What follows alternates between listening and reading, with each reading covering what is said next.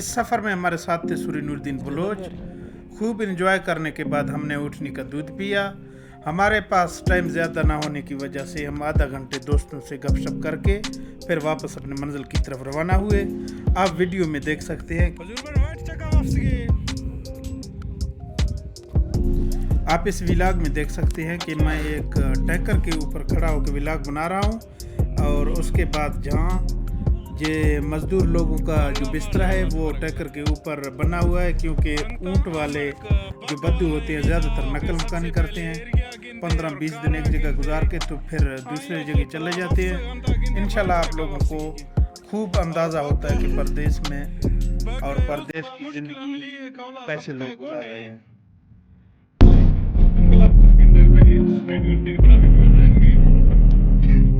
Hadi Hüseyin. Mas kurmuş üretim havalarını tutma.